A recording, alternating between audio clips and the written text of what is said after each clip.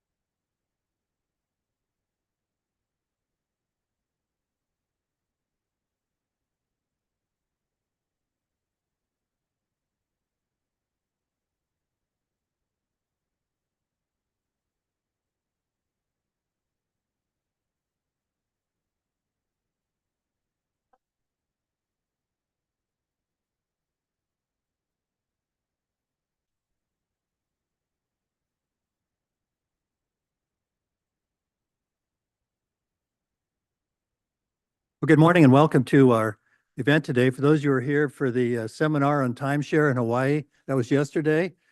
Sorry, but you're welcome to stay. Today's event has to do with electrifying your home, your business, or your cars, or just say your life in general. I'm Todd Collard. I'm a member of this church, and the church is pleased to be a host for this event. It was organized by VCC, the Ventura Climate Coalition, and also the Citizens Climate Lobby. So usually saying the acronym CCL and VCC will get tripped up here. And instead of Unitarian Universalist Church of Ventura, we say UU Church. So excuse the acronyms.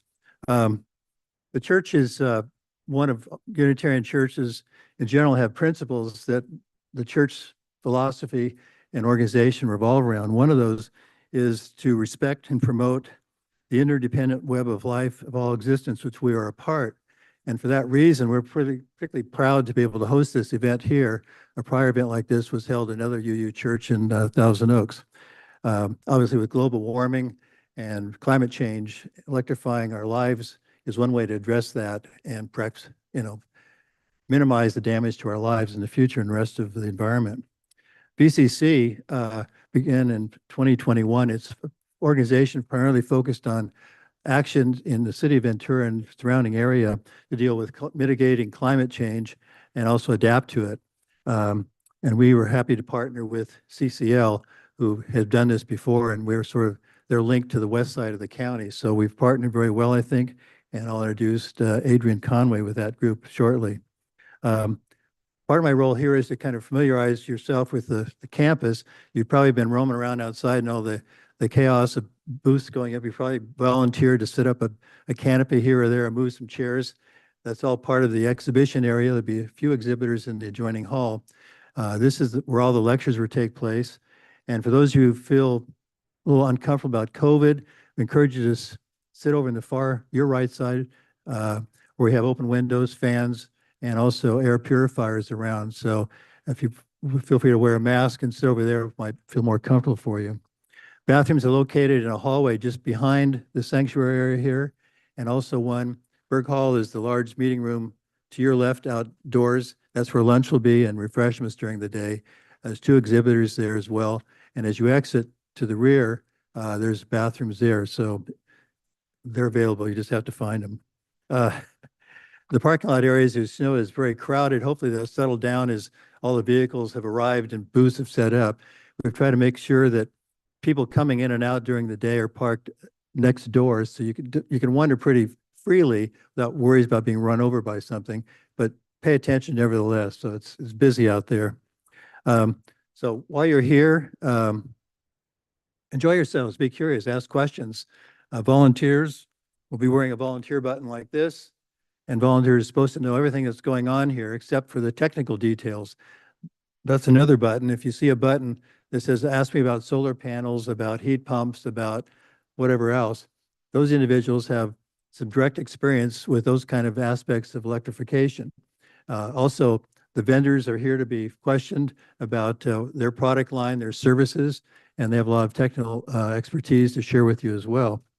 We encourage you to stay hydrated. There's water fountains and plenty of water around, and we ordered up enough shade, but still warm enough. So it should be an enjoyable day for everybody.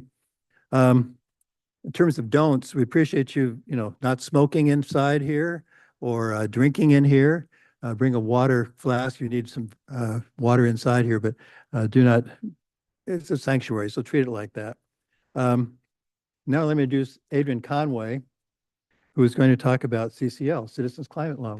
Adrian. Good morning, everyone. Oh, thank you. And good morning to everyone joining us on Zoom as well. As Todd said, thank you for that introduction, Todd. I'm Adrian Conway. I'm one of the co-leads of Ventura County Citizens Climate Lobby. Myself and Faith Grant would like to welcome you. We'd also like to thank our host partner, UU, for the facilities for today's event and also providing valuable tech support. A big shout out to Brian. Thank you very much. That is allowing us to go ahead and have offsite viewing via Zoom and also to provide recordings of today's presentations. Links provided to watch the recordings, those will be up on our website after the event.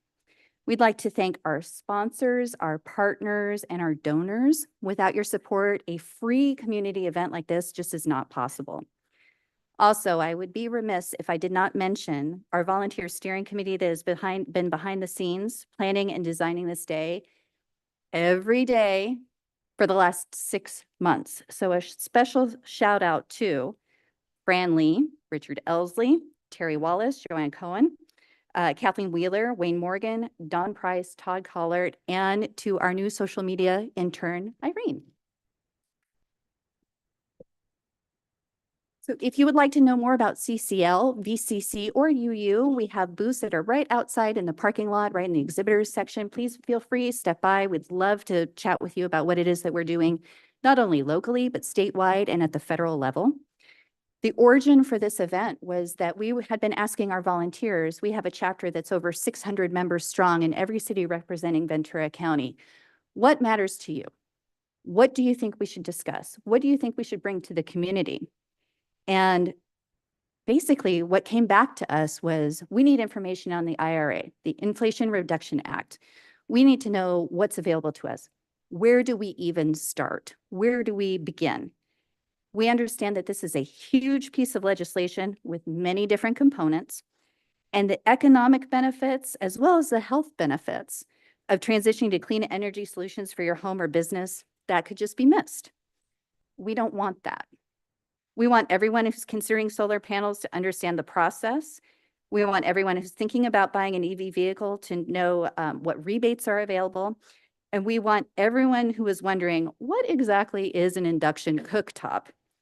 We want you guys to have that information at the top of mind and know where you can go for resources. So our goal today is that you get to not only hear about this information from our knowledgeable presenters, but do you have a chance to go and talk with our exhibitors and ask questions? We've got EV bikes here. We have a whole line of EV vehicles. The owners are really ready to talk to you about their cars and the specifics of them. Please visit with a representative from IEBW Local 952 and CFROG to find out about how they are setting up Ventura County young people for success by offering scholarships and training programs for green jobs. There's over 20 booths outside and then also in Berg Hall, across the way with exhibitors that are happy to share their knowledge and expertise with you. So with all that being said, it is my very dear pleasure to introduce a great friend of mine, Dr. Richard Elsley, who will act as our MC for today.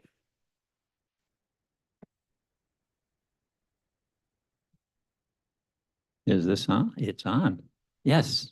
Could somebody advance the slide, please?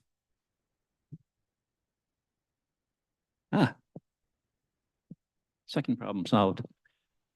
I am a great enthusiast of electricity. I love electricity. My experience with electricity begins, I am told, before I was able to walk, when I would crawl around the house and stick things in electrical outlets. And my dad changed all the electrical outlets, so that was harder to do. And I watched him test it out, and then I crawled over and I used the new outlets also. So anyway, I love electricity. I will be introducing the speakers today. No, that used to show the list of speakers. But anyway, I will be introducing the speakers. I just put up a few things about why electric. And let's just run through these. Electricity is now cheaper than fossil fuels. You waste less energy. You know, when you're cooking with a flame, half the heat goes up to the ceiling. With electric, it doesn't. It's healthier. Kids who live near freeways have asthma way more frequently than kids who don't. It's safer. It pollutes less. Natural gas, turns out, has trace elements of things like benzene. That's why you should turn on the fan over your gas stove to get rid of that stuff. It makes good paying jobs, those guys who crawl up on your roof and put in the solar panels, things like that. And it's more resilient against natural disasters. There was a case, one of our members living in Baja California, hurricane came through, knocked out the grid, but people who had their own solar panels, they were up the next day. So anyway, electricity has all these advantages. And now the speakers have 30 minutes. They can use all that to speak, or if they have some time left over, they'll ask you if you want to ask some questions. So you can do that either way.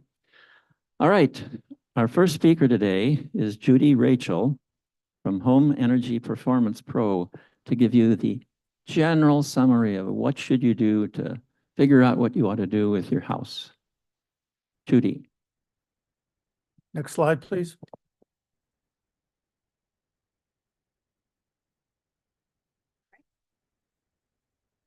Terrific, thank you.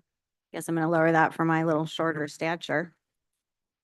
Good morning, welcome everybody. So happy to have you here. As Dick said, as Richard said, I'm going to talk to you about where do we start? Where do we begin? What do we do? How do we get this whole thing started? I was given quite a few discussion points, as you can see, that I get to cover in 30 minutes. So this will be a very high level overview and I won't be able to take questions during it, but I will be here all day. So you can seek me out if you do have any questions or discussions that you want to have with me. I welcome you to do that with me. So why are you here today? Why are you interested in electrifying your home or business? My bet is that there's almost as many reasons for wanting to electrify as there are people out here right now. But with a show of hands, how many people are looking to reduce their energy expenses? Okay, great, thanks. What about achieving some degree of energy independence? Okay, yeah, and some of these things overlap for people, right? What about reducing the health impacts of having those combustion appliances in your home? I'm seeing some enthusiasm with that one. And maybe anybody concerned about their carbon footprint? Okay. So yeah, there's so many, there's so many reasons, what about mitigating some of the climate consequences of going electric? Okay. So whatever your reasons are, they're all valid. And that's what this event is for today. So how do we begin? Where do we begin? Electrification absolutely is a journey. So consider that it's a journey. It's going to take you some time. It does not have to be a long and windy road. But the end point of that journey should be energy efficient electrification. And I've had people turn to me and say, I don't have to be concerned about the energy efficiency portion. I'm going to have my own generation. Well, there's a number of reasons why that energy efficiency portion is not a feel thing. It's actually a technically good thing to do so that you can achieve better goals within your life and within your home and for quality of life reasons. So we all have a very limited space in which we can do that alternative generation. The alternative generation also only generates when we do electrical efficiency, when we have things that are energy efficient, we get these additional visitors to our lives that might have been unexpected, but I think are incredibly welcome. And basically what the 4 byproducts of going energy efficient are a more comfortable environment, a healthier environment, a safer environment, and a more durable home. So I think that in terms of quality of life, those are all very welcome additions. So at the risk of being Captain Obvious, how do you begin? Identify the gas and propane uses, the non-reusable energy sources in your lives, and then start looking for the electric alternatives. So on the one hand, it's truly that simple. Take it at your own pace. There's this wonderful guide that was created by Redwood Energy. They have it on their website at this URL. It is free for download. It's called A Pocket Guide to All Electric Retrofits. So whereas in the past, there were a number of things that we traditionally used in our homes that were non-renewable resource based, and now we have alternatives. We have really good alternatives, and that's what this pocket guide is going to help you find out about. There's also a kit from the Thousand Oaks Library that you can borrow. It's the Do-It-Yourself Home Energy Savings Kit, and it comes with some tools that you can use to help you identify the energy uses in your home, how much things are using. One of the most valuable tools in that kit is the kilowatt, and it's really easy to use. You just plug it into either an outlet itself or to an extension cord, and then you plug things into it, and it instantaneously tells you how much energy that thing that you've plugged into it is using. Now, if you're using something like, if you're wondering about, say, your refrigerator, which cycles over time, what the kilowatt does is you leave it plugged in over time, and it will actually show you how much time it's been plugged in and how much energy it's used over time so that you can get a sense of those appliances that do have some flux to them. One of the most valuable things about the kilowatt is you can find those pieces of appliances that use energy even when you think they are turned off. And that's called vampire load or phantom load or just standby watts. So once you find those kind of things, you can make the choice to unplug them, to not use that energy when you're not using them, to put them on a power strip that you can just flip the power strip off. A second tool is a non-contact infrared thermometer. And what it does is it measures surface temperatures. It doesn't measure air temperature, it measures surface temperatures. I use this when I do performance testing in people's homes. I use it mostly for this heat stratification test, which is basically quantifying the performance of your heating system. It quantifies the performance in 3 ways. It reveals comfort levels, it reveals sizing issues, and it reveals heat loss across your ceiling assembly. So what I have done is that I have actually written up how I do this test, what the procedures are for setting up the house, how to actually do the test, and then I'm providing you also with the sheet that I use to put all the data down, do the little bit of math that needs to be done so that you could do this in your own home with this tool that you can get from the Thousand Oaks Library. So all of this is on PDF in a Dropbox folder that you will have access to, so you'll be able to download these things. To set ourselves up for success, we need to realize that it's a whole process, and it starts with good design. And you need to take the time and do that planning and that design. And that is going to cost you some of your budget. But that is going to set you up for then your installation. And even though we assume that our installations are going to be done well, we actually do need to oversee our installations and make sure that they're actually done properly. And part of that is then the commissioning process.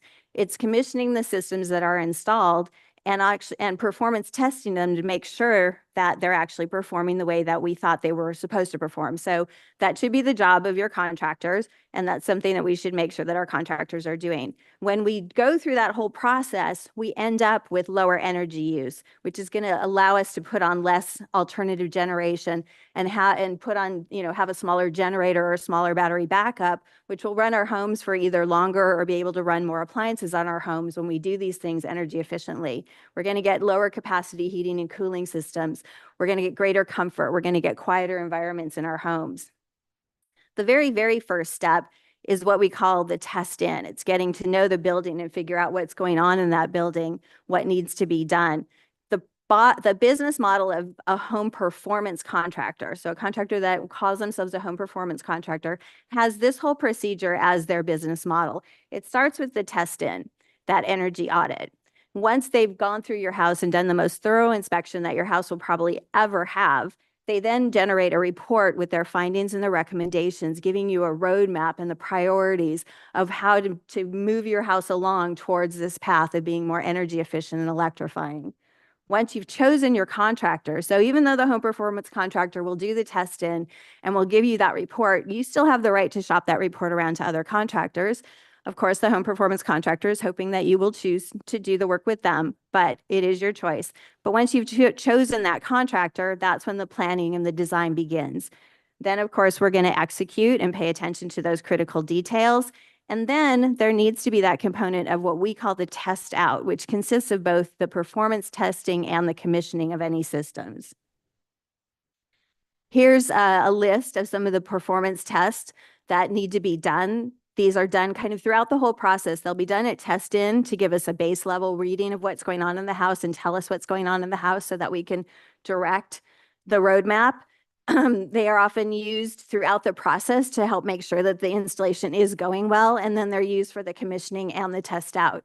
And so here's pictures of what those pieces of equipment look like and the various pieces of equipment that contractors should own in order to be able to perform these tests. Then there's this whole series, of combustion safety tests. If any combustion appliances are left on your home and you do any building enclosure improvements, these combustion safety tests need to be done. They are safety tests. The beauty of electrification is that all of those safety tests go away once we truly electrify and completely electrify our homes. This is a typical work scope if you actually are looking at doing building enclosure improvements and installing that new heating and cooling system. This is what a typical work scope is that you would probably end up getting for your home, for your building. The type of heating and cooling systems that have really kind of won and risen to what at this point are the most efficient and the most cost effective are the air source heat pumps. There's basically two types of air source heat pumps, and it's not new technology by any means. It's just that we have not, for the most part, been using it. There's the legacy equipment, which is unitary equipment. It's what we see. It looks very much like the air conditioners that we see outside of people's homes, and the air handlers are the same size as the furnaces that we typically have. The efficiencies, the HSPF is the heating efficiency, the SEER is the cooling efficiency. The efficiencies are good. They're definitely above building code, so that's great. And then there's this mini split technology. There are pros and cons to both, whether you're choosing the legacy or the mini split technology. The mini split technology can be both ducted as well as ductless. The legacy equipment is only ducted equipment. The mini split equipment also typically is literally physically smaller in size, which makes it easier to fit in our buildings, especially our existing buildings. The duct system, if you're doing a ducted system, is part of the entire heating and cooling system. You'll have a lot of contractors that offer to do what we call box swaps, where they're willing to leave the duct system that you already have in place and just put the heat pump systems hooked up to that old duct system.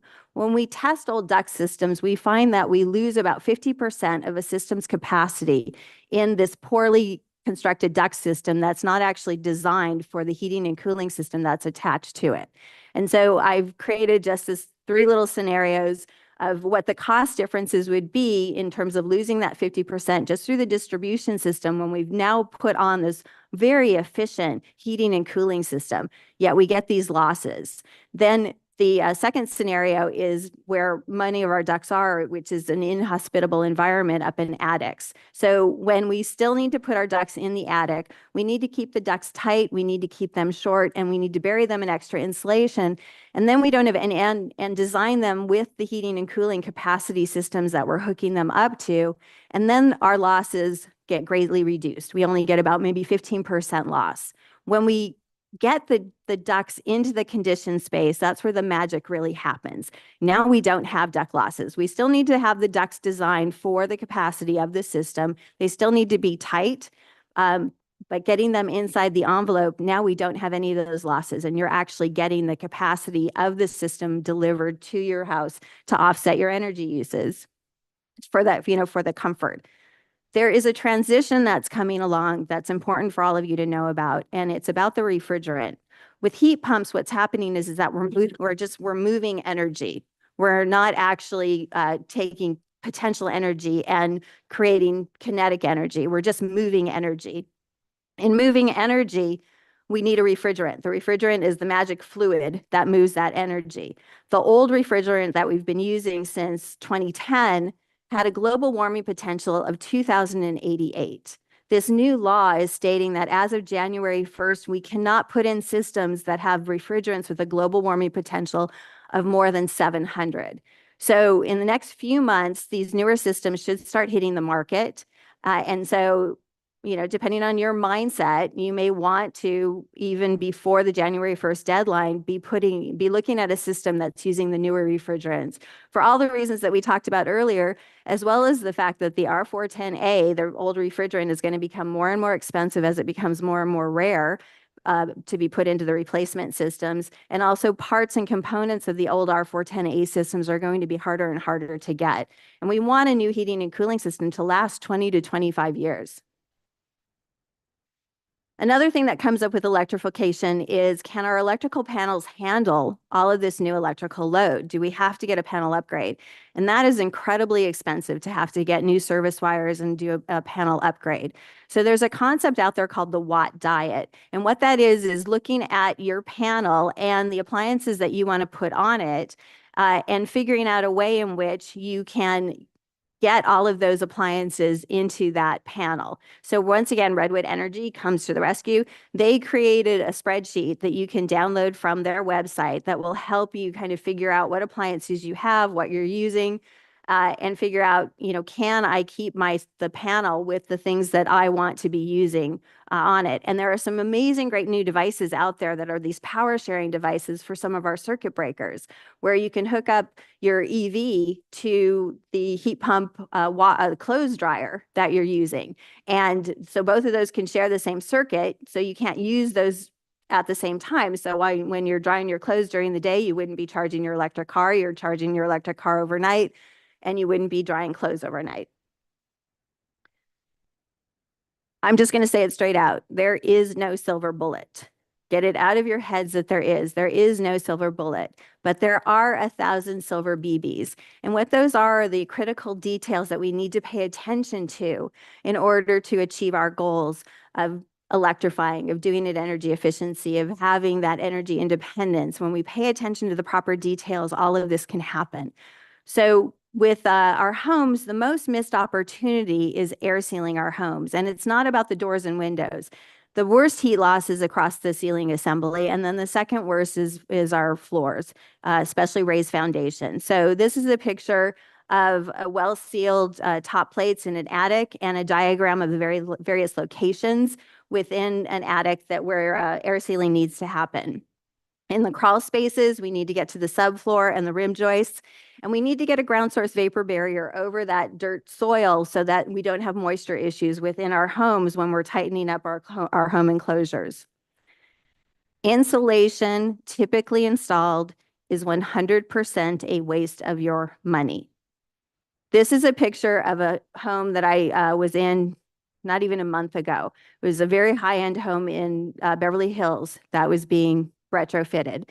This is typically installed insulation. And I don't know if you can see, but if you look closely, you can see that there's literally huge gaps where insulation is missing and the insulation is all compressed in the wood joints. None of that will work. The chart on the other side is showing you how quickly the effectiveness of insulation degrades with these kind of typical installation effects. With just 1% of gaps or spaces, we get a 50% reduction in the effectiveness of your insulation. So what do you do about that? You ask for a grade 1 installation.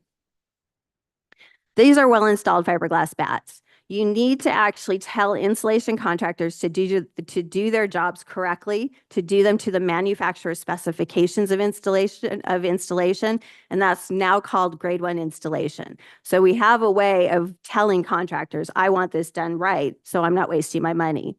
This is spray applied cellulose. This is the most immune to installation defect type of insulation. It can only be done when the walls are open. There's also a spray applied fiberglass if you choose fiberglass instead. This is a loose fill product. It comes in fiberglass or cellulose.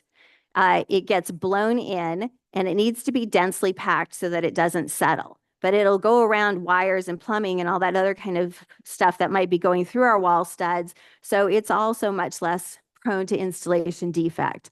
When it's done with open walls, it's done behind a net. This can also be done where we drill through the walls and we blow into each of the stud bays.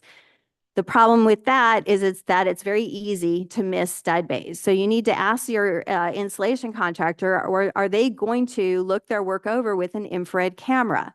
That's the only way in an existing building with the walls up that we can actually see whether they did their job done right. So that's part of that commissioning test out that we should be asking our contractors if they do. This is a little home comparison case study. The home that was done that has the $15,000 conventional system was a hydronic heat pump by a home performance contractor, and the other home was just a standard contractor, HVAC contractor, doing business as usual. So the geothermal heat pump was basically installed because there were huge incentives. Both of these houses were built in 2005. And they didn't do any kind of load calculation, so they didn't actually know what capacity this house needed, but there were these huge incentives, so they just decided that more is better and installed 10 tons of capacity on this 6,000 square foot house. The home performance contractor did their load calculations, figured out that this 3,500 square foot house only needed 2 tons worth of capacity, and they designed their whole system. And you can see the differences of what these two contractors left as a legacy for these homeowners throughout the life of their equipment. The home performance contractor has a house that's using only $317 per year for heating and cooling, which at that prices then was 9 cents per square foot, whereas the other contractor left their homeowners with 42 cents per square foot for heating and cooling their homes. They were only heating and cooling 600 square feet per ton of capacity, whereas the home performance contractor was conditioning 1,750 square feet per ton of capacity. I've written out this list of units of measurements. These are words that you're going to hear as you're going through this whole journey.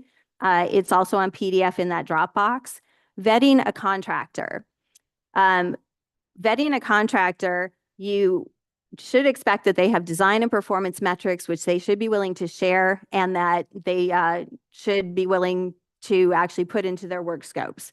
So I've written up a list of questions for you to have conversations and discussion points with contractors. There are specific ones for HVAC contractors, and I've also put out design metrics for you to show them and see if they'll promise those results to you and put those in their contracts for you. In terms of rebates, the best place to look is the switches on. You should also look at your local utilities, and there are federal credits, and I've given you websites, links to get to all of those, and this is also in the Dropbox. The contractors that are on the switches on website have only been vetted in the sense that they have valid contractors licenses and that they have the proper insurances. So don't assume that they will actually do energy efficiency work for you. I've also made some lists of terms for you to know. And then in conclusion, what I'd like to say is that there's many reasons for you to move towards energy efficient electrification, and your reason doesn't have to be the same as anyone else's. Making your building more energy efficient prior to adding that generation provides the opportunity to have a more comfortable, durable, and healthier building, potentially avoiding that electrical panel upgrade and reducing the need for alternative generation. There's many wonderful exhibitors here today. You know, get out there, explore, have fun, and thank you for joining us. Stay curious.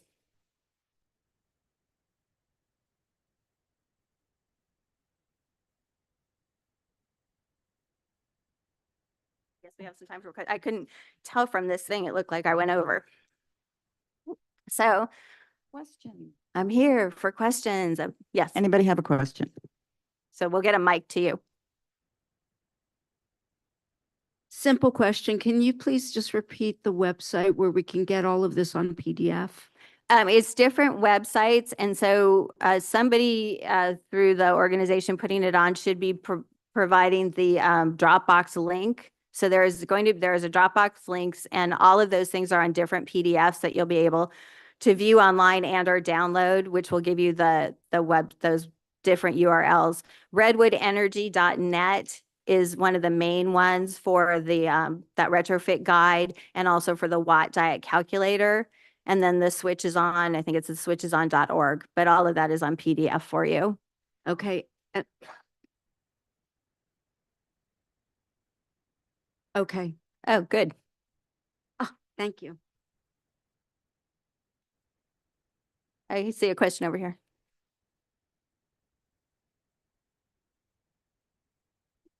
Hi, thanks for that. Yeah.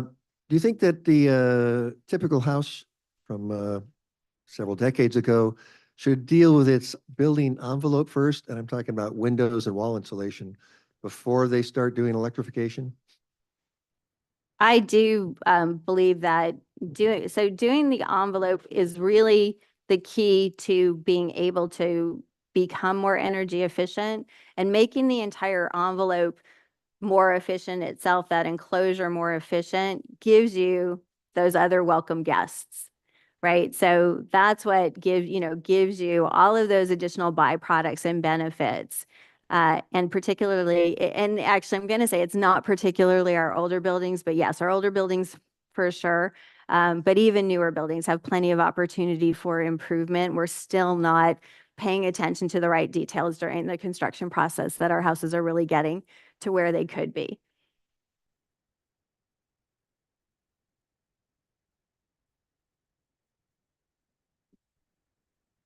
How does all of this apply to condominium ownership?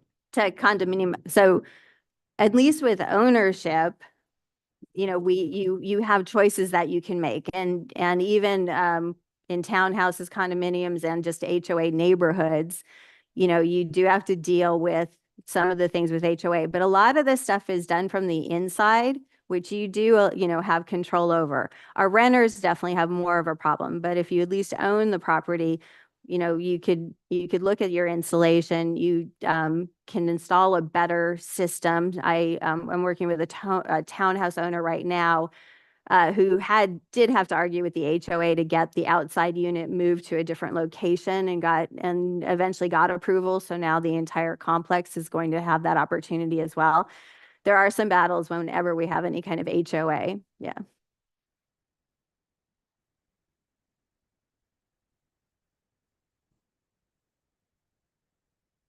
Hi, I actually just replaced, or I added an air conditioner to my house and replaced my furnace less than 10 years ago, but before I knew about all of this.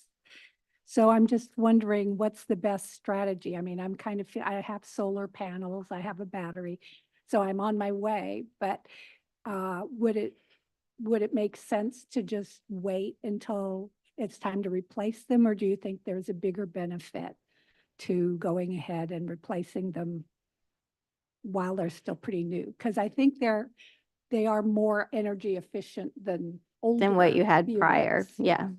Yeah. So that would be definitely something that should be looked at and explored to see kind of what efficiency there are at. any furnace system is going to have losses. So one of the first things to find out is whether you have what's called our mid-efficiency, 80 efficiency furnace, which means that 20% of what is being generated ends up as waste heat. Or if you have a sealed combustion system, which then at least you're only losing 5 to 10% of capacity through waste heat. So we always have quite a bit of waste heat with any combustion appliance, no matter what. But you might want to look at enclosure improvements first.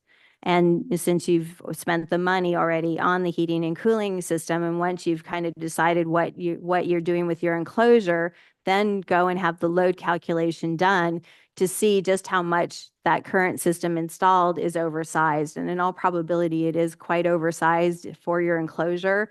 So once you have the ability to have a more comfortable enclosure, then look to, all right, what capacity do I really need? And, where am I at kind of in my journey in terms of replacing? And that's something that an energy auditor would be able to talk to you about. And we had a question back here as well.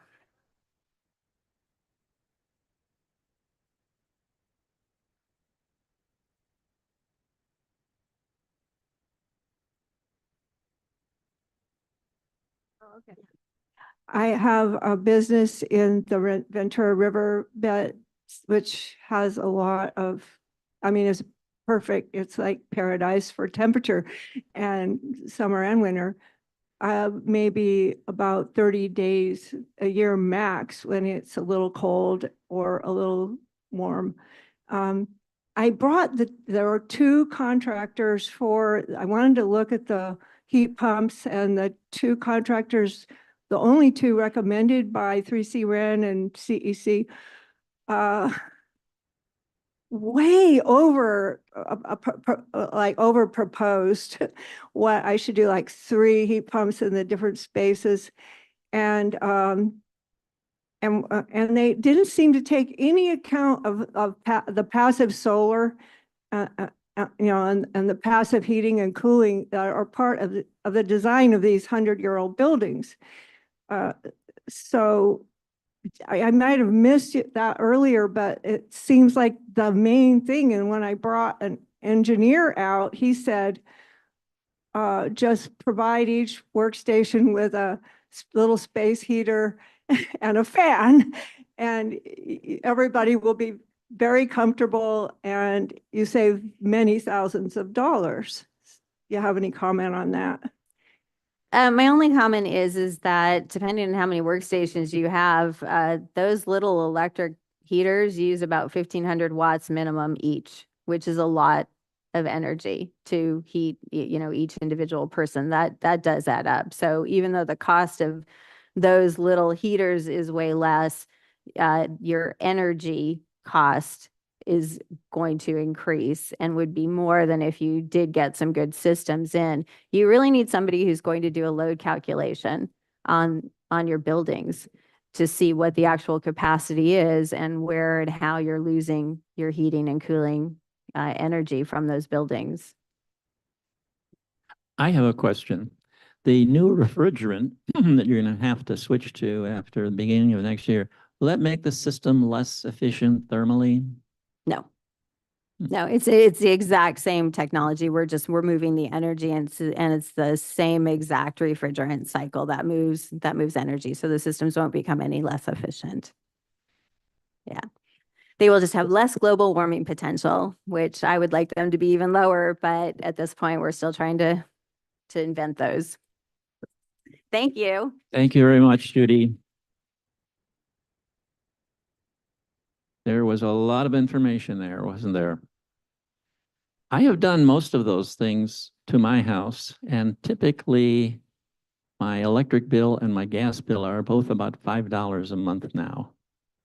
Well, actually, right now, Edison owes me $18 because of the cap and trade check that we get at the beginning of the summer.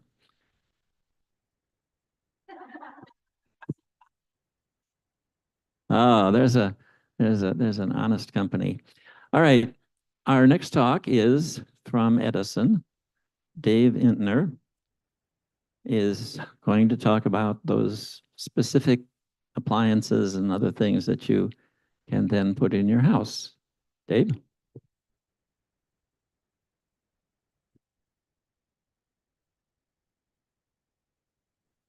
Thanks, Dick. We'll settle up in a bit. $18. Great. So thank you so much. Real pleasure to be here. Thanks for your presentation, Judy. A lot of great foundational information on how to set yourself up for success when electrifying and the considerations to go through. So I'm going to talk through a few things. So as Dick mentioned, a lot of the technologies that you're going to be looking at when considering electrifying your home or commercial space. Also, a lot of the common questions that come up that people have around electrification, and a high-level look at kind of the grid and the energy system and how that is going to enable and make electrification a true, effective, and cost-effective climate solution. All right. So let's just start by looking at what the basic technologies are overall. And Judy did a great job of talking about the space conditioning equipment, heat pumps. And heat pumps really are the secret sauce for the most part. There's some other technologies we'll talk about here, like induction cooking, EVs, solar, batteries. But when you're talking about electrification in a home or office, a heat pump is going to address kind of the major building energy uses. Space conditioning, water conditioning, and to an extent, clothes drying as well, because clothes dryers that electrify, you can get the kind of more standard resistance electric, but you can also get the hyper efficient heat pump type. So you can see here kind of the listing of all the different things you would see in a electric, clean energy, smart home. And the brains of the whole operation, of course, is the electric panel. And kind of setting that up right is important. There are some more advanced technologies, things like smart panels that kind of have a software brain that can help manage the different loads.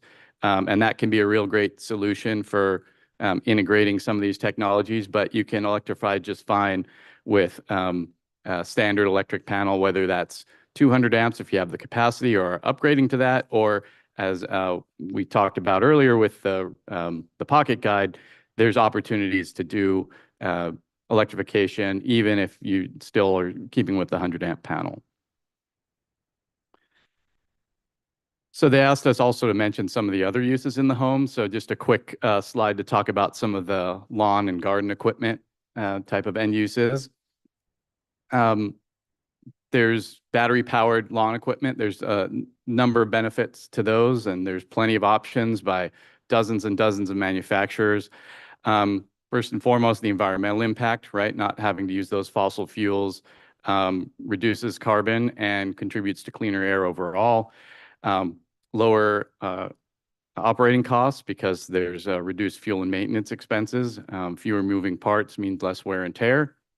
Noise reduction. This is incredibly beneficial in neighborhoods and business districts when you don't have those gas motors that are just kind of cranking and running. And you know, it's a lot easier on the operator too. So these folks that are using this equipment in landscape businesses and they have to have that hearing protection all the time, the electric equipment is much gentler on them. Very easy to use, lighter. You don't have to do the pull start, the pull cord. How many times have you like flooded the engine and you just yanking on that thing and you know, it just won't start, right? So having that push button, battery powered, super easy. And then finally, very convenient. No need to go to the gas station and fill a gas can, risking spills and other kind of nasty things. You just go ahead and charge your battery and you're good to go. So the question comes up, like the conventional wisdom has always been, well, isn't it more efficient and better to just burn a gas appliance in your home than to burn gas at some remote power plant, have that efficiency loss, those conversion losses, the transmission losses, and then you go and you're running some sort of an electric end use at your home.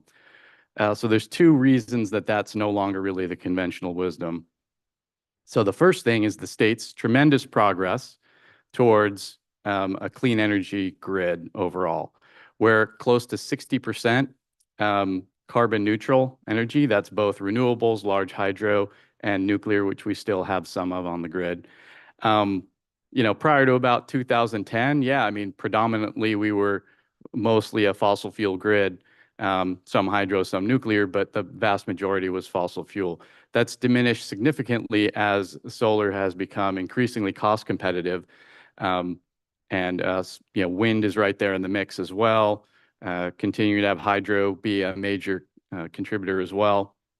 And now batteries, as we'll talk about a little bit later in this presentation, really helping a great deal to further extend the availability of that renewable energy into the shoulder hours of the day and into that really critical evening peak. And the state has a goal of achieving 100% clean electricity by 2045, and we predict we'll get to about 80% by 2030. So each year, maybe 2 to 3% increase in the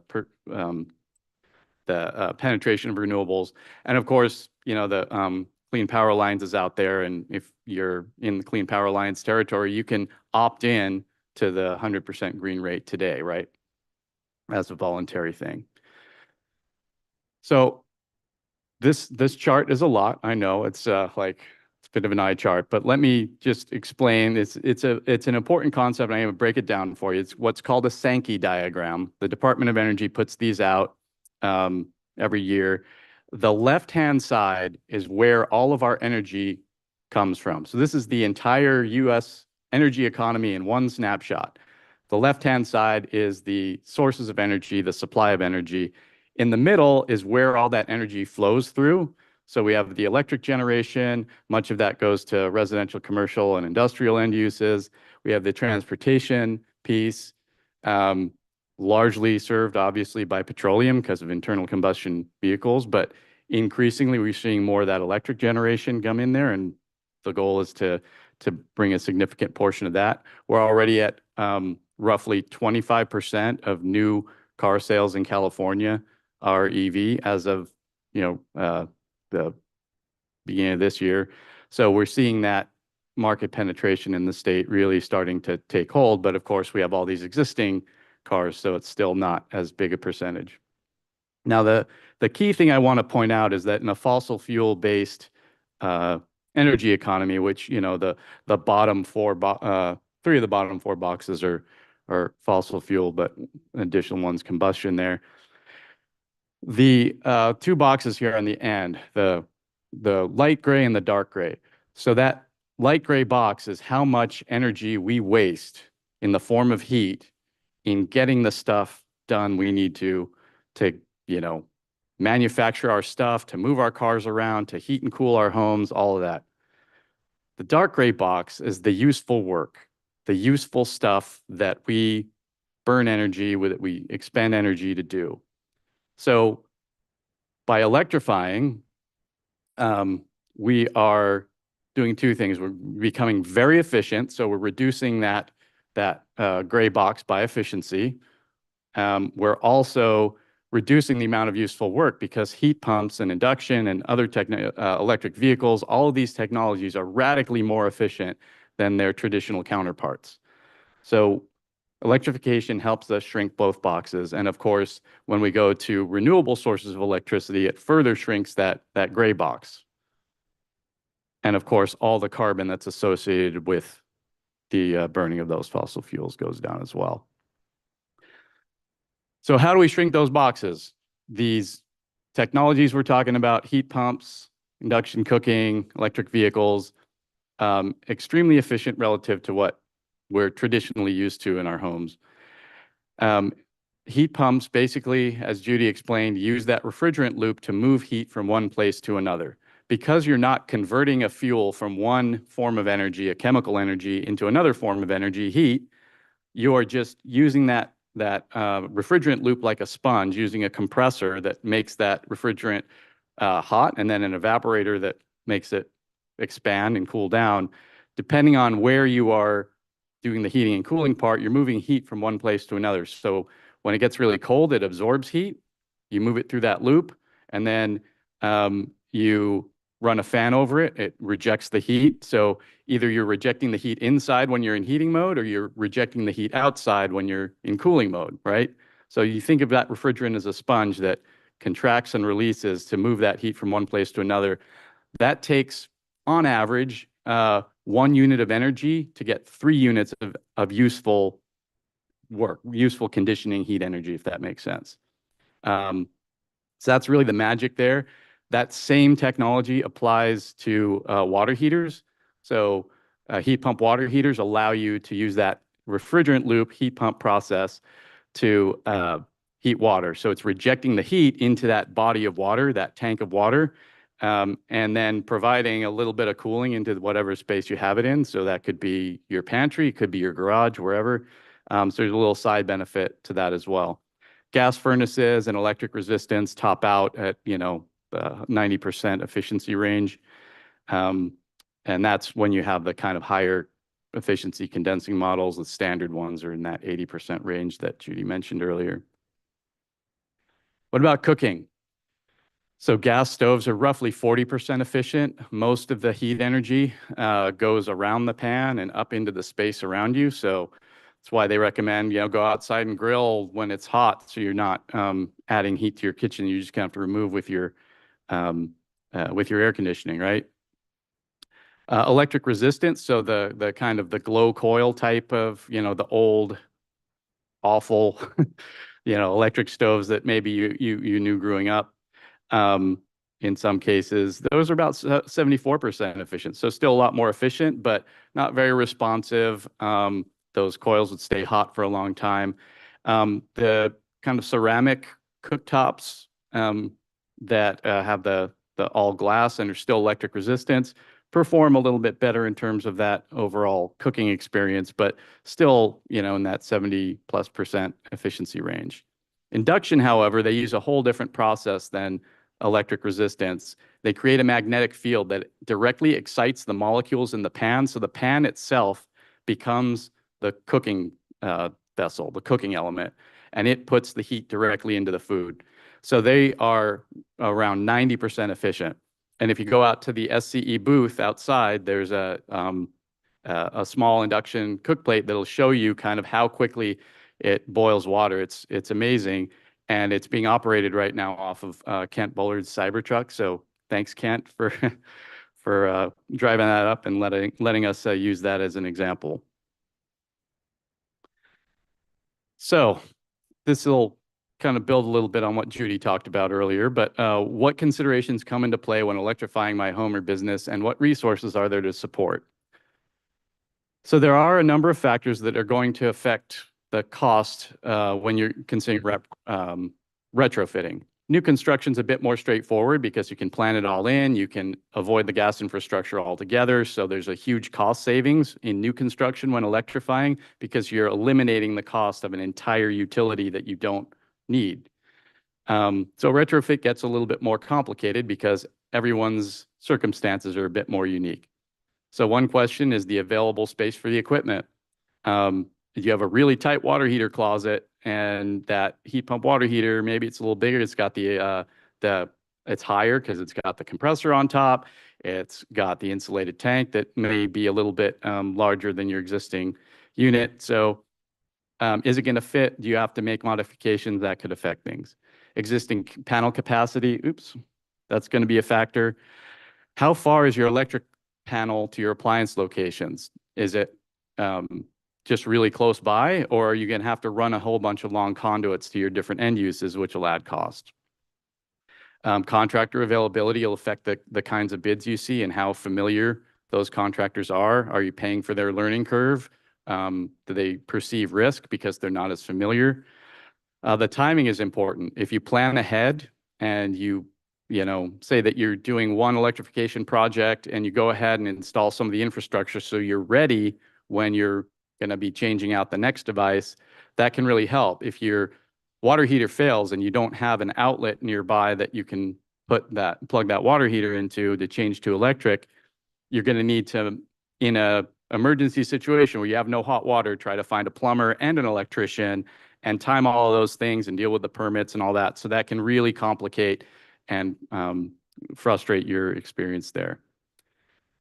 What equipment you select and what the features are, there's a whole range. Can be, modest or can be expensive depending on those considerations. And then the question I think came up earlier, the remaining useful life of the replaced equipment. If it's already at end of life, you're just looking at the delta of what you would be changing out versus what the electrification alternate is. Or are you doing an early replacement and then the cost, maybe there's the sunk cost is there and, there's not as much motivation potentially. So just a couple additional points on the pocket guide that was brought up earlier. It is a great resource.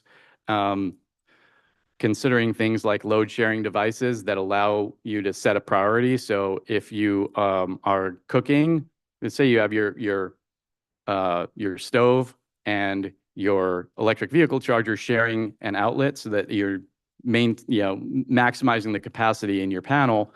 You can set the priority. When you're cooking, it'll pause the charger if they're operating at the same time. And then once you're done cooking, it'll just resume charging. So those are kinds of things you can do to maximize the available space in your panel. 120 volt heat pump water heaters are available, so you don't necessarily need to do the upgraded outlet. You can use a shared circuit or a dedicated 120 volt circuit, depending on the unit.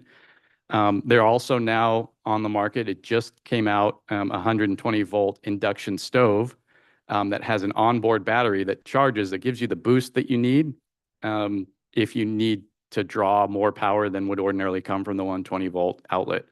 So a lot of solutions are being directed at the retrofit market.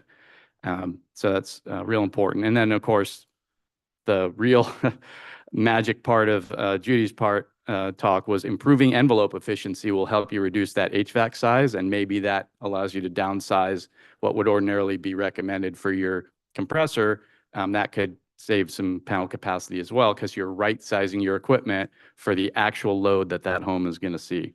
So yes, absolutely check out the pocket guide and the watt diet calculator. And then a number of the important rebates and tax credits. The Inflation Reduction Act is a great resource with a lot of different technologies that it supports. It's going to be available basically for the next 10 years. The tax credit portions are annually renewable. So if you do some envelope upgrades this year, maybe you put in new windows this year and then you do air sealing the next year, you still get that same base tax credit that you can apply year over year as you phase your projects. $2,000 for heat pumps, $2,000 for heat pump water heaters, $4,000 towards PV panels.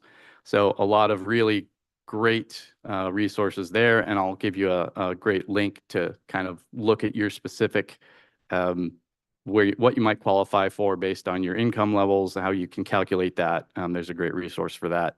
Additionally, there's the Tech Clean California program that supports both HVAC and water heater heat pump installations.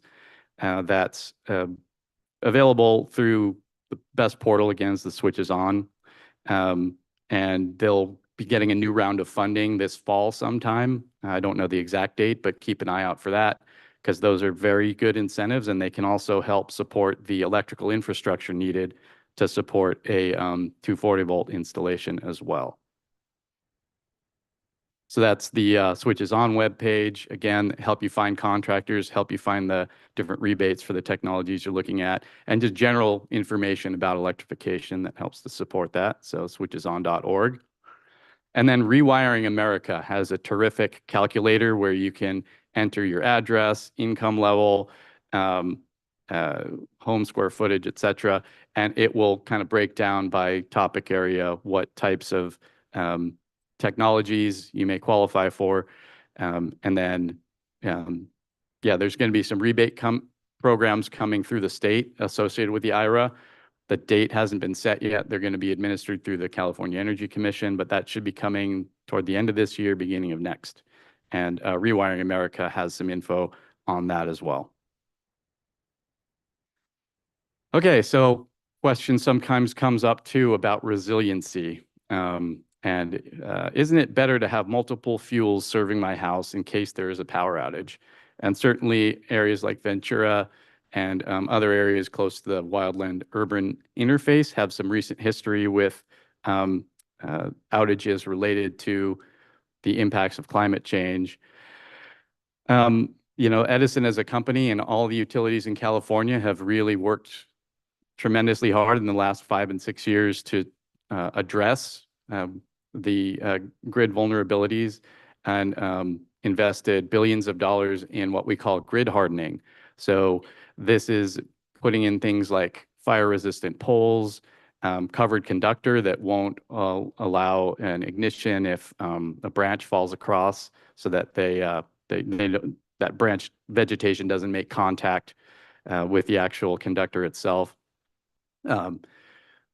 High resolution HD weather stations and cameras, fast acting fuses, a whole number of things to reduce the potential for outage, as well as the potential for a proactive outage to when we have those extreme heat and wind conditions that could lead to an ignition, changing those thresholds so that the grid will withstand those things and not have to be proactively shut off. On average, we maintain these statistics and report them to the CPUC. The average SCE customer experiences 1 outage a year for a duration of about 2 hours, which, when outages happen, they're certainly inconvenient. They can be very disruptive, but we do aim to make them as infrequent as possible. You can never completely eliminate outages because they're necessary for maintaining and upgrading the grid in many cases. You can't change a pole out or change the wires without isolating and cutting off power to those areas. But we make a lot of efforts to isolate the outage area to minimize that disruption. And it's important to note that modern gas appliances don't typically work if the power is out. Nearly all modern gas appliances have electronic ignition or controls that are necessary. There's an image of a tankless water heater. That's the electronic control panel. It also has a power exhaust, which it won't operate if the power is not on. Same thing for a forced air system. You might have a gas furnace, but you can't distribute any air through your ducts if that fan isn't working, right? Additionally, there was talk at the outset about the pollutants from combustion indoors, and the code requires proper ventilation for use with stoves. So in the same way that you wouldn't roll in a propane grill into your kitchen and start cooking on it, you really shouldn't be cooking indoors without that ventilation. Number of studies have shown the level of pollutants is much higher than conventionally thought from the results of combustion, and the impacts on things like childhood asthma from the presence of and use of a gas stove in a home have led to recommendations from the American Medical Association, Lung Association, and others to consider alternatives to these sources of cooking in your house. And then finally, for vehicle fueling, and I know that Don Price is going to do a really great deep dive on vehicles, but gas pumps require electricity to function as well. So if there's an outage affecting your area, same way you'd need to drive somewhere else to gas up, you can drive somewhere else that has power to charge. And PV and battery, the codes for new construction are increasingly requiring these. PV is required on new construction, and battery readiness is required. So you have to segregate a critical loads panel in new construction that would accommodate a future battery. Non-residential and large multifamily, so 4 stories and above, actually require prescriptively PV and battery. So more and more the codes are requiring that. And if you have that PV and battery system, you can, and it's properly sized, that can meet your basic needs potentially indefinitely if you do experience a protracted outage. Sorry, PV means photovoltaic panels, yes. So then the question sometimes comes up, like, aren't these heat pumps newfangled, strange, space-age technology, and is it really vetted? Is it really something that well, I don't want to be a guinea pig. Well, the truth is, heat pumps are everywhere. The heat pump was invented in 1856. you have had a heat pump in your house your entire life because your refrigerator is a one-way heat pump. It uses that refrigerant as a sponge, absorbs heat from that box that keeps your food cold and rejects that heat out into your kitchen. If you reach down under that grill, you can feel when it's operating that there's warm air coming out. That's the heat from your beer and your eggs and your milk being put into your kitchen to keep those things fresh. Really, the difference between a traditional air conditioner and a heat pump is two components. There is a reversing valve and a defrost controller. So when you're in heating mode, if the humidity is right and the outdoor temperature is cold enough, you might get some frost on that outdoor coil. So there needs to be a means of controlling that, and whether that's a resistance element or they'll run that heat pump, reverse it, and blow hot air over it. Basically, we get the hot refrigerant going through to get rid of that frost. But basically, that's the difference. Otherwise, it's almost the same thing as the air conditioner that you have currently. It just works in both directions. So you get two end uses out of the same appliance, which is great. Additionally, heat pump market share is rapidly increasing. So they're very prevalent in Asia and Europe, have been for decades, more common in the southeastern US. But in 2022 was the first time that heat pump sales actually exceeded gas furnace sales. And they're required now prescriptively in Title 24, depending on the climate zone you're in. You might have a heat pump space conditioner or water heater as your prescriptive. So doesn't gas provide an overall superior cooking experience when you compare it to electric? Well, this is my old gas stove before I got a induction stove recently, and I gotta say, this was not a fun experience. We did like some fried chicken cutlets the other day on our induction cooktop, and cleanup was like a minute and a half. On my old stove, the same thing with the grease spatter. It would have been like 12 components I would need to pull out: the grill, the little burner covers, all that. And would have taken 20, 30 minutes. Just awful. So greater precision and control, enhanced safety, ease of cleaning, better overall air quality, and water boils twice as fast. It's amazing. The old thing, a watch pot never boils. On induction, you'll just see it in real time. It's so cool. And the adjacent surface remains cool to the touch while cooking. So very safe if you have children, pets, elderly, etc. And they perform very well. Consumer Reports, their 2020 rankings, 6 of the 8 top-rated stoves were electric, with the top 2 being induction. And we're cost competitive with those high-end gas stoves that performed well in those rankings as well. So the last point I want to make is the question about, well, how's this going to impact the grid? Can the grid handle the new load coming in? So the grid impact of all electric homes is actually relatively minimal because we designed the grid infrastructure to handle peak demand. And yes, electric homes will use more electricity, but that electricity is spread out more over the course of the year.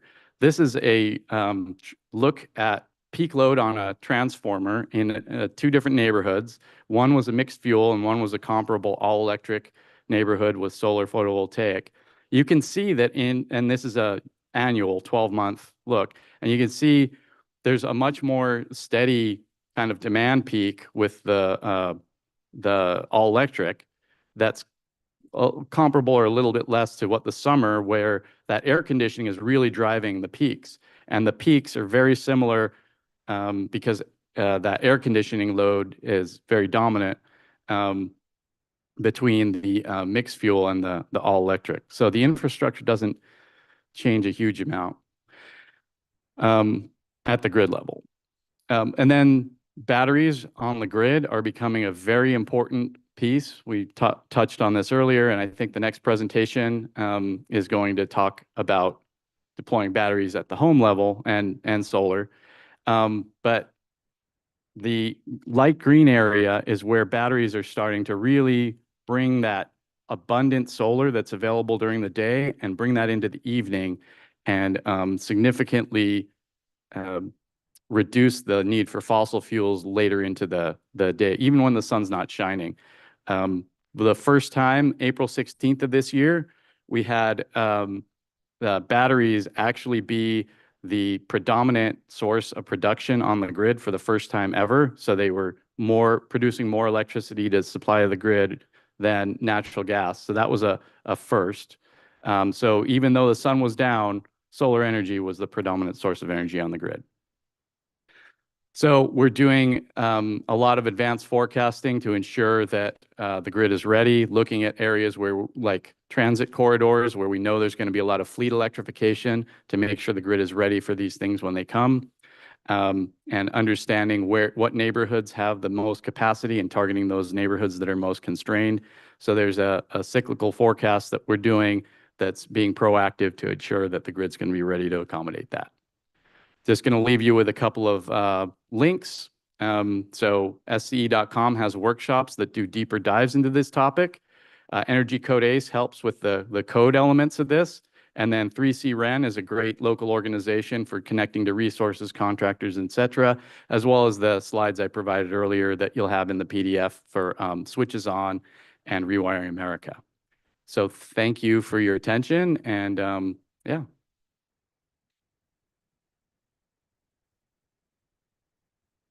I think we have time for a question or two.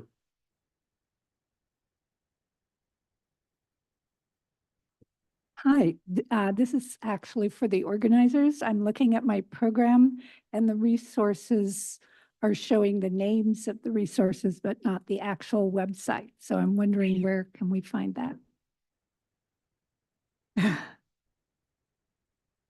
They're links, but when they're printed, it doesn't help. They go to ECL website. Okay. All right, sorry. So the organizers suggested going to the CCL website to get the link for the Dropbox and all the presentations.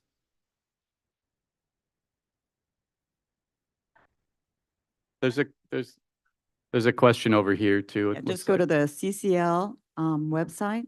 So Citizens Climate Lobby.org, I believe.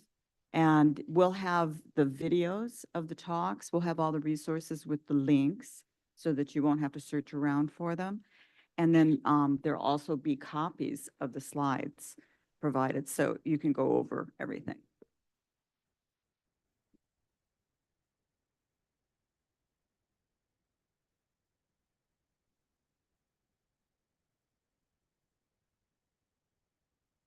You know how you are talking about battery storage at the house?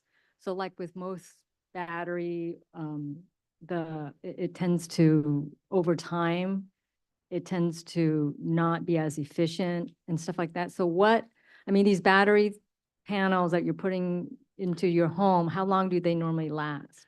Yeah, so that's going to be a great question for the next presenter, who's actually from Simplify, is going to be talking about batteries. That high level, what I would say is that these systems are usually designed for like thousands of charge cycles. Mm-hmm. And even when they reach a point and that's to get to like 70 to 80% capacity. So the degradation isn't like they're useless. It's just that they lose some of their efficacy. You see that in EV batteries. So EV batteries are considered to be like at the end of their useful life when they're down to like 70 or 80%, and that affects their range. But then they take those batteries and they can use them in these arrays where they can use them as backup for the grid. So they put them in these containers, hook them all together, and they get another life once they're done in the vehicle. So I would say the next presenters will speak to that in more detail, but you know, they're designed to have a lot of charge and discharge cycles. Just hold it right up to you. How smart is the grid currently? How smart is the grid currently? So more and more every year, there's day-ahead forecasts, right, with the independent system operators, that they have algorithms that can predict what supply and demand are going to be and what type of resources are needed. And that's a pretty reliable system.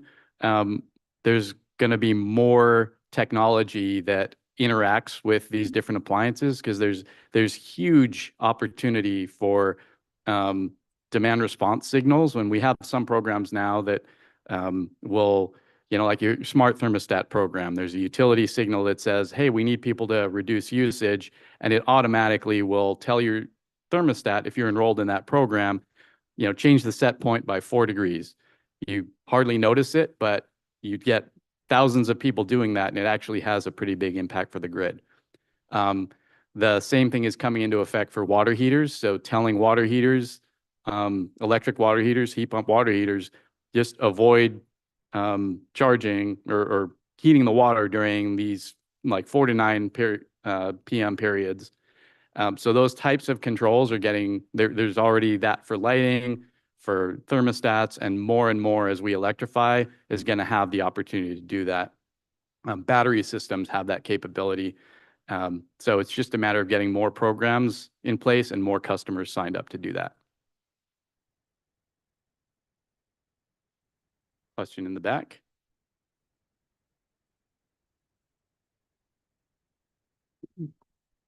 I'm just curious about what's Edison's take on bidirectional charging from EVs and how it might affect frequency response and that kind of stuff. Bidirectional charging from EVs? Yeah. Yeah.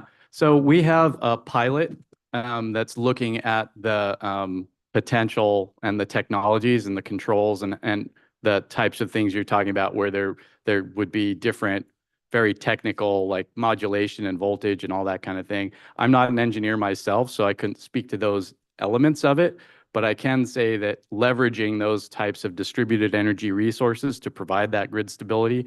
I talked about briefly like the potential for just the grid side batteries to help to extend the value of that daytime solar into evening hours. There's almost twice as much battery capacity sitting in people's driveways than we have on grid side storage. So it's going to be a huge piece of the puzzle, how we tap into that resource, how we make that work, kind of effectively. But we basically, at the end of the day, there's not a lot of difference between a stationary battery that we're already interacting with that's attached to your house, right? And that EV battery. The simplest thing would just be using the stationary battery or EV battery as a demand reduction. So drawing off of your battery instead of the grid during those peak time periods, it helps to reduce strain on the grid. And it also helps to save you money because you're taking energy you've stored when energy is cheaper on a time of use rate. And then you're drawing that from that and avoiding pulling from the grid when power is most expensive.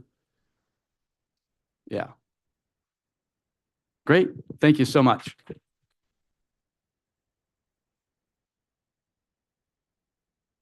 Thank you, Dave. Very informative. When I put in my heat pump furnace and air conditioner, afterwards I thought, well, what next? Do I want to rush out and replace the hot water heater? Well, I wasn't in a big hurry to spend more money. 2 days later, I went out into the garage and there was water spraying all around the garage because that pipe at the top of the water heater, which is the one that always corrodes most, had gone. And I looked around and I smiled and I said, I get a heat pump water heater now. And it has worked out great. Okay, the final session of the morning is going to be 2 presenters sharing the time. Solar panels and battery storage. And first is Mary Elizabeth Glossop.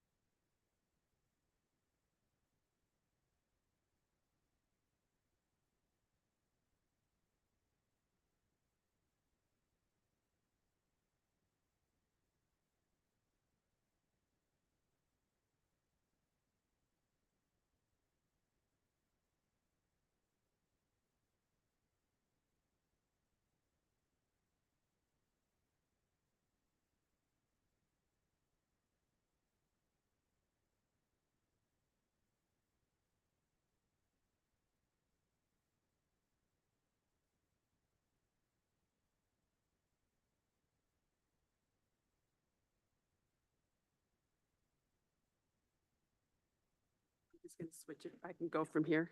Great. Hello, everybody. I'm just going to tell you a little bit about United Solar. We've been in business for 13 years, selling and installing solar on both commercial and residential real estate. And our sister company is United Electric, which has been in the electrical business for 44 years. Just basically a little bit on how solar works. I see I'm a little bit behind here. Which one is up there? Okay, let me go back. No, we're missing. Okay, good, that's what I want. So basically, solar panels convert sunlight directly into electricity. Groups of solar panels are called a solar array. And the more panels in an array, the more power they generate. The inverter transforms the DC into AC electricity, a process that makes the energy that is suitable for use by our household appliances. When your solar system is producing more energy than you are consuming, that excess energy is sent to the utility unless you have a battery. The electricity generated by your solar system is the exact same energy that you get from the utilities. And at night, your meter draws from the utility unless you have a battery. And this is just a diagram of what that looks like. I don't know how clearly you can see that. How an inverter works. Solar inverters are part of your solar power system that converts the direct current from your solar panels into alternating current that your home uses. While the inverter is a less visible part of your solar power system, it is a very important part of the solar system. Then we get into the placement of the solar panels. So the best type of roof for solar panels is the south-facing roof, as they tend to generate the most electricity from solar panels. South-facing roof panels see the sun when it is at its most intense during the day for the longest period, which is why they generate the most energy. East and west-facing roofs are also suitable for solar and will see a good deal of energy generation throughout the course of the day. East will get it in the morning, west will get it in the afternoon. So this is just a compass so you can see north, south, east, and west, how you would place panels. And then the next thing is, have you seen advertisements for free solar? That you can get your battery for free. Here's one of these advertisements. I'm not going to read so much of this. Will the government pay for it? I don't want to be the bearer of bad news, but there is no free solar. And it is really a sales gimmick. But there are 3 ways to buy solar. The first, of course, is cash or finance. Then you can, there's a solar lease or there's a power purchase agreement. And it's best to deal with a company that offers all 3 so that you're offered what really is going to be the benefit to you. If you can't use the solar tax credit, you may want to do a lease or a power purchase agreement. So if a leasing company just comes out to you and that's all they're offering you and you can use the solar tax credit, you've lost that. So cash or finance, it's very simple. You do a cash deal, you're going to have to do $1,000 down payment, and then there's 2 payments along the way, and really not until the installation starts. With finance, it's best to have a 650 credit score, and you just go through the normal channels of financing. And our company uses a credit union where there's no points or fees. There tends to be a lot of points and fees in solar financing. And we don't, with our credit union that we use, there's no points or fees. And when you pay cash or you finance, that's when you're eligible for the tax credit. So with a $40,000 solar system, you've got a $12,000 tax credit available to you. What is a solar lease? What is a power purchase agreement? So with either of those, you're renting the equipment. And so with a solar lease, you have a fixed payment that you have every single month. And with a power purchase agreement, you are agreeing to pay for the power that's been generated off the system. No matter what month it is, whatever it generates, you're going to pay that. That's what you've agreed to. In both of these cases, you do not get the solar tax credit. The company that has installed this for you, and it's a finance company, they get the solar tax credit, but that portion of the tax credit is discounted for the system. You'll see that the system costs a little bit less. The other thing that people like about both of those is that you're not responsible for the system maintenance or monitoring, and additionally, you get a performance guarantee. So say Southern California, for 6 months out of the year, we had rain, and you were offered whatever amount of energy you were going to get, you will get a check back from those companies. So it depends upon which is the right system for you. So what is the solar tax credit? It's very important to know this. I have a friend who just got solar and he goes, oh, I'm going to get my rebate. And I'm like, there's no rebate. It's a federal tax credit. It's against taxes owed. So let's see, what do I say here? Yeah, claimed in taxes. Okay. So the IRS has kept $30,000 of your money. You've done everything you could to write it off. You get a $40,000 solar system. You've got a $12,000 tax credit. Of the $30,000 they kept, you're going to get $12,000 back. If you're a business owner or 1099 and you've got to pay taxes in with a solar tax credit, you pay that less. That's what the difference is between that and the rebate. Okay, net metering. And Sequoia is going to go over net metering more and also on batteries. But basically, net metering is a system that allows homeowners with solar panels to sell their excess energy they generate back to the grid. This means when your solar panels produce more electricity than you use, the surplus gets sent to the utility company and you receive credits on your electric bill. This helps you save money by reducing your overall energy costs and makes your investment in solar even more valuable. So does everybody know now we're in for SCE, Net Energy Metering 3.0? Okay, good. So basically this shows you, how net energy metering works. So your solar panels convert the energy from the sun. The inverter changes the direct current into alternating current. Then the energy is used in your home, and what you don't use gets thrown to the grid. And then at night you pull it back unless you're throwing it to your battery. Now, batteries. Do I need a battery? Are you required to have a battery in NEM 3.0? You are not required to have a battery. You do not have to get a battery. But what we're finding is the return on investment is much, much better with a battery. And you can also have it so if there's a power outage, you have your energy at night, your electricity at night. Without a battery, we're seeing return on investments 10, 11, 12, 13 years. With batteries, 6 to 9 years. So solar size evaluation. It's so important to get this right. So what we want to size a solar system for you is we want the last 12 months of your energy bills, because that gives us a historical usage of what you've used. And then we want to know how old is your roof? It's very important that the roof can sustain a solar system. What is your roof made of?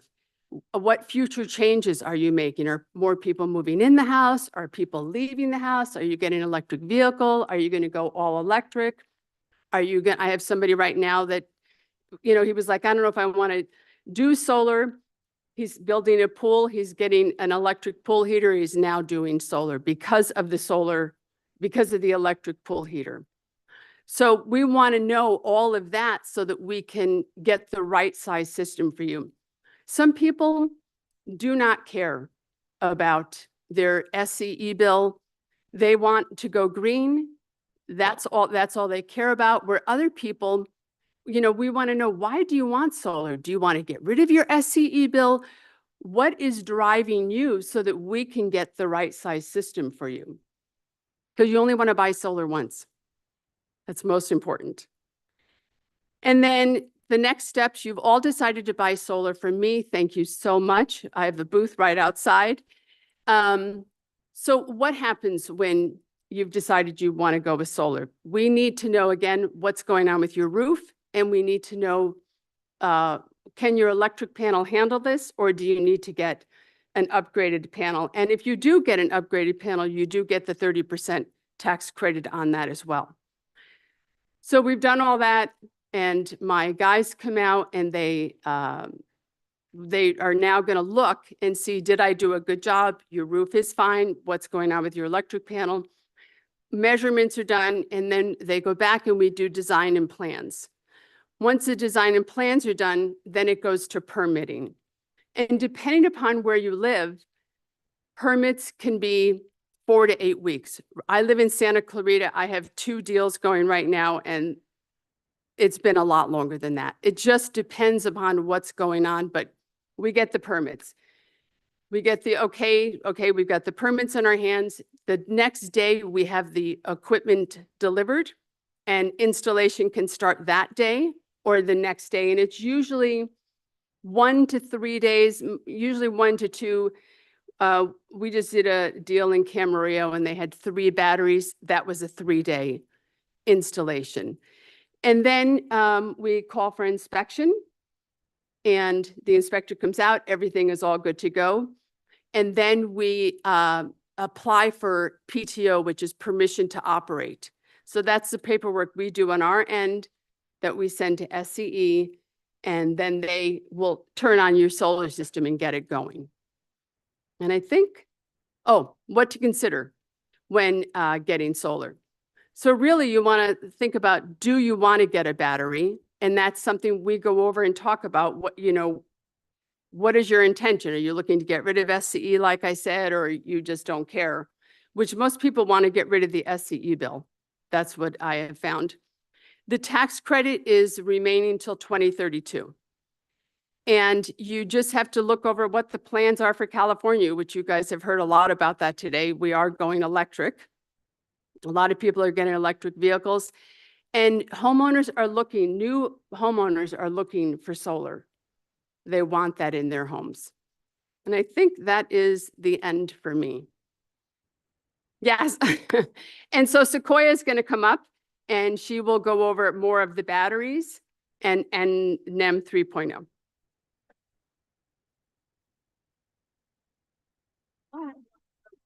Sure, that's you. Okay, I'll be over here.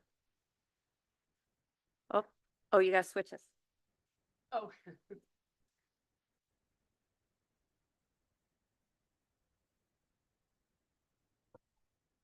While he's doing that, I might ask a couple questions of all of you. How many of you currently have solar? Nice. How many of you have battery storage? Okay. And how many of you are familiar with Simplify Power? So we have a little bit of work to do there.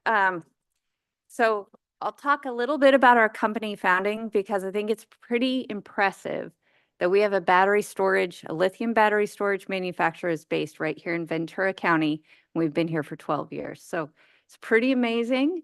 So I'll talk a little bit about our company, and we're almost there. And what battery storage can do for you, as well as NEM. There's a lot of questions around NEM 1, NEM 2, NEM 3. What does it mean? How do I add a battery? Can I? So I'll talk a little bit about that as well.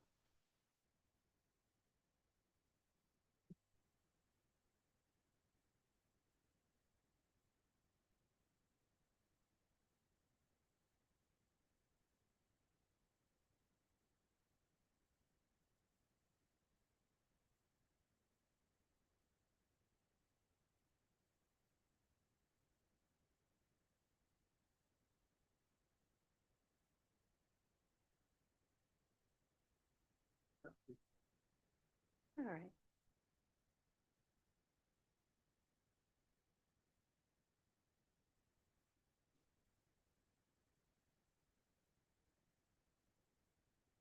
I can keep talking.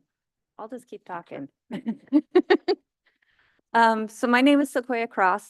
I'm the Vice President of Energy Storage for Briggs and Stratton. So I've been in this industry for just about 20 years. I started my career at a small company in Redway, California called Alternative Energy Engineering. It was founded in 1978 with a goal of bringing renewable energy and especially solar to homesteads throughout Northern California. That company grew very rapidly and was acquired by Sunrun. So a lot of people are familiar with Sunrun. From there, I decided I was going to transition away from big solar. And I went on to run an off-grid solar company in Sandpoint, Idaho for a decade. So that's where my passion for battery storage came from, was working with people who didn't have access to electricity. I've traveled throughout the world, working with people, different communities to provide energy resilience and sustainability. And so kind of bringing this full circle, now I'm at Briggs and Stratton. So Briggs and Stratton acquired Simplify Power about 2.5 years ago. And there we go. Now we can have slides to go with it.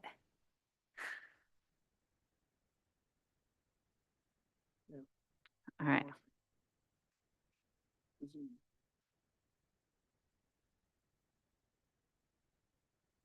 It's complicated. You can't imagine. Can't imagine how long I've been here this week. There.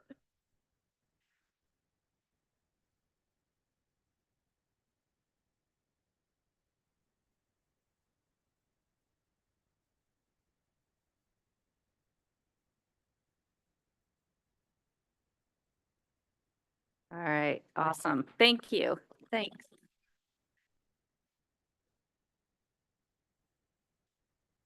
So I started to tell you a little bit about our history. So OES, which was Ojai Energy Systems, was founded in Ojai, California in 2010 in a very small little building in the industrial park there. What we started to do was build smaller lithium ferrophosphate, so LFP batteries, which is one of the safest, most environmentally friendly lithium chemistries that's on the market, for residential, military, and emergency response. We were one of the first companies to get FAA clearance for batteries because of their safety. So they were able to fly on airplanes for the military, but also were able to ship batteries throughout the world. Our batteries were tested in Aberdeen Proving Grounds, had everything shot at our batteries, and they do not explode. They don't have all those catastrophic effects that you see. And that was really important to us as a company because we're putting something into homes and businesses that we want to be safe. And we wanted to think about the evolution of that battery storage, not just as an end product that ends up in a landfill, but what can we do with that product after its lifespan? And so we've always employed a cradle to cradle approach. We leverage our battery storage to be 98% recyclable. So the materials we use in our batteries, everything from the case to the components, we recycle 100% of the batteries that we get back. So we continue to expand our product line. We relaunched as Simplify Power in 2015. And then we started ramping up production into larger residential and large-scale commercial projects. And then we were acquired by Briggs and Stratton a few years ago. So if you don't know who Briggs and Stratton is, most people do, but they know us for lawnmowers. They don't know about the fact that we've been doing standby power for over a decade. Battery storage is a new segment for the company, and the whole purpose is electrification is big. A 115-year-old company knew this, and we're really excited to help them transition into electrification and to help them transition away from fossil fuels. So they have a very big global impact, I guess. And they make standby generators as well as now battery storage. I'll talk a little bit just about what impacts we're seeing. I think all of you are well aware of what is driving this change to electrification, renewable energy, but battery storage in particular. So only about 18% of homes in the US right now have storage. Only, if I remember I was just doing this, of all single-family homes in the United States, 5% have solar. Of that, only 18% have storage. So when you start thinking about it, it's not a lot of storage floating out there. However, 69% of homes in the US want storage. COVID drove a lot of this. We were all stuck at home. We had power outages. We all went through PSPS at that time in California. And so people are starting to recognize the need for storing that power. We have a lot of solar in California, and now we have less incentive to, have net metering under NEM 3, but storage allows us to put that power we're generating and to leverage it for the evenings. In addition, we have infrastructure issues that are driving more power outages, climate-related events that are driving more power outages. In order to use that solar, you need to have storage to put that power if there is an outage. We're starting to see people know that their solar doesn't work when the grid goes down, but still a lot of people need to know that. Your solar will turn off unless you have battery storage. So we're seeing electrification. We heard a lot of this from SCE and other speakers. Electrification is everything. Battery storage is what's going to help us keep that even keel, but to provide utility power as well. So demand response programs, which Dave, right? Dave at SCE brought up, but demand response programs are gaining a lot of traction in the East, less so out here. But what that does, it allows you to use your battery storage to help the grid stabilize and to be able to use that power in a more effective way for the utility, and they'll incentivize you to do it. So how making sure that I'm not going over. Okay. So how do batteries increase the savings for you as a homeowner? They can help reduce peaks. So if you have peak demand or peak loads that come on, you can design a battery storage system to come on and offset that. So if you're using solar to charge up the batteries, you can actually program your inverter to come on during a certain part of the day. So that's time of use. So we often see time of use rates have now shifted more towards the evening, where your solar production is going down. Battery storage allows you to shift that power. So now you've got your solar, it's offsetting load during the day, but at the same time, it can be charging your batteries. In the evening comes in, you have peak rates, you switch over to your battery storage. So many inverters allow you to pick time windows where you can actually go in from, say, 4 in the afternoon to 9 o'clock at night, and you can use your battery storage for that purpose. You can also design and size your battery storage for that window of time if that's all you're interested in. But the great part about it is really the resiliency that you get with energy storage as well. We had a little different chart as from SCE, but this is the same effect, where this last slide here is showing what integrated solar and storage does. So you have the morning and the evening, morning and night, there is absolutely no solar production. And in the purple, I'm looking at this, the chart is wrong. So the purple is really where your solar production is. So by having energy storage during that period of time, you can charge it. Trying to read this chart. You can charge up your batteries during the day with your solar, but then you can offset your nighttime loads. That's pretty much a big thing. So the history of NEM, I'll take a little step back. So net metering 1.0, this was passed in 1995. It's been around for a really long time. And what you received was the full retail rate of your overproduction of solar. So this initially was designed to kickstart the solar energy industry. And it was designed to diversify the energy mix, to drive economic growth, and encourage private investment in renewables. A lot of us jumped on that, and it allowed this one-to-one credit. By 2013, the amount of solar that California had installed was starting to outpace some of the demand that we had. So California was starting to sell that excess generation to neighboring states until they said, I don't want any more. I don't need it. And so they started to ramp down the rebate or incentive for solar at that time, and they were increasing and adding fees for interconnection and other things. And they were putting in mandatory time of use rates. I just want to say, there's no surprise about net metering and its transition. We as industry professionals have known that this is coming for a really long time, and a whole point of net metering was to get to grid parity. We wanted to have enough solar generation that was there that we could help offset some of the load that we were seeing on the grid. So they did change NEM 3. It's now called a net billing tariff. And it took effect on April 14th.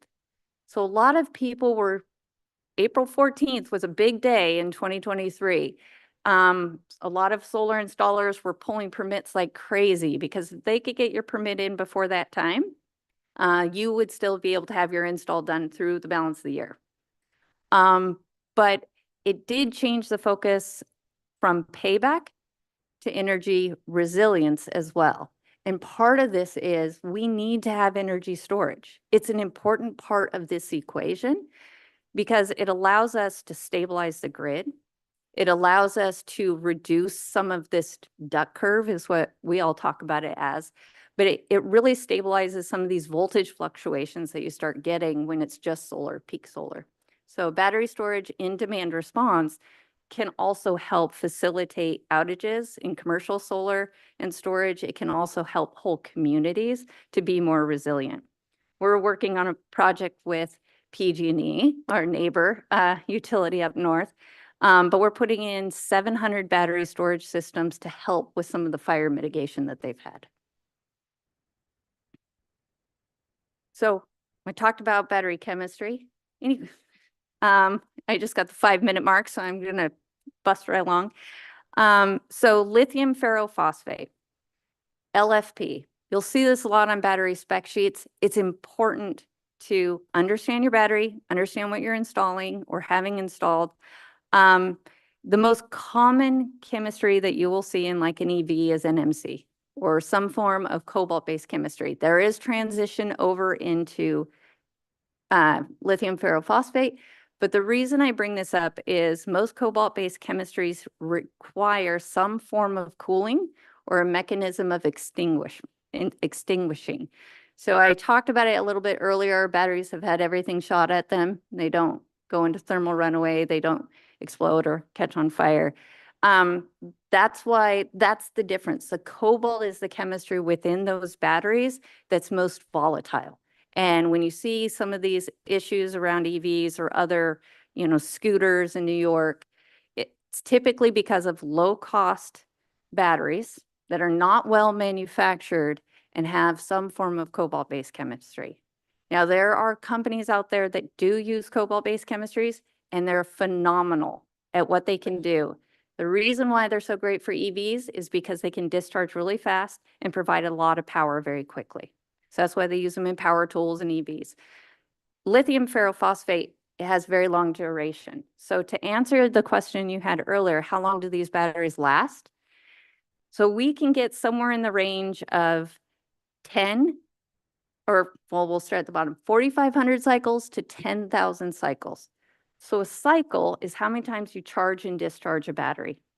The cycle life is dependent on how deeply you discharge it and how quickly you discharge it. So cycle life is sort of it's a number that we use, but it's sometimes hard to quantify.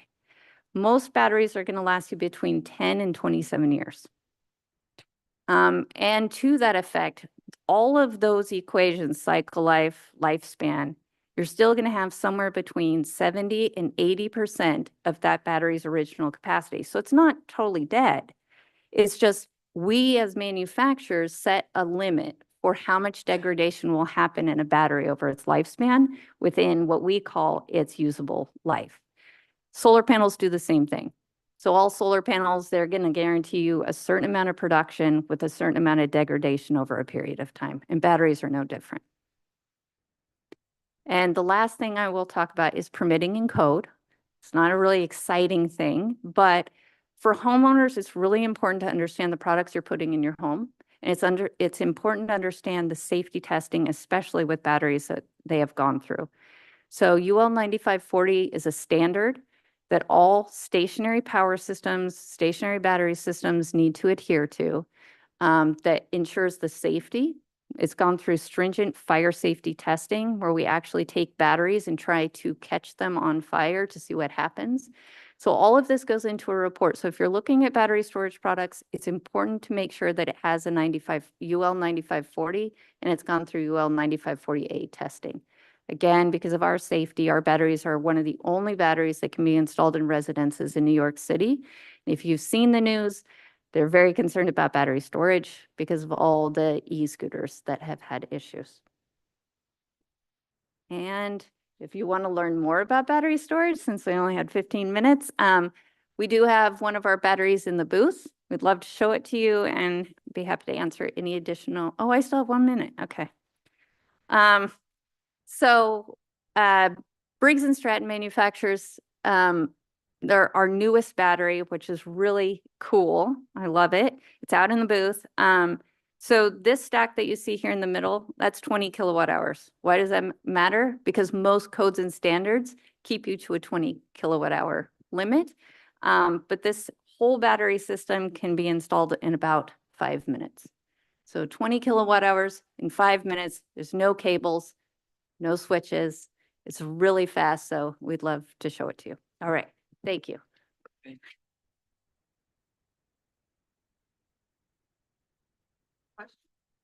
Well, lunch is starting now. I know. Over on that side. We're going to be out in the booth. So Yeah. You can talk to the speakers one-on-one, and if you have more questions.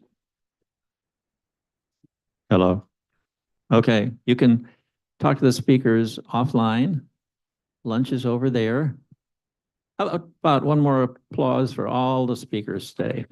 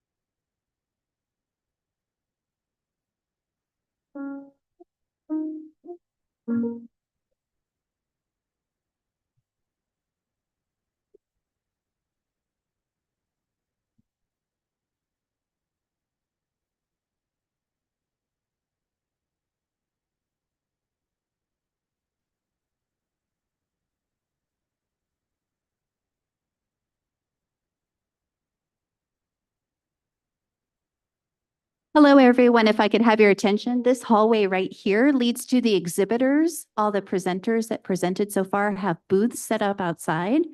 It also leads to restrooms as well as lunch. So right now there will be nothing going on in this room until 1 o'clock. So we do ask, please, that you find your way into Berg Hall for refreshments and to engage with any of the presenters that happen to present today. Thank you so much.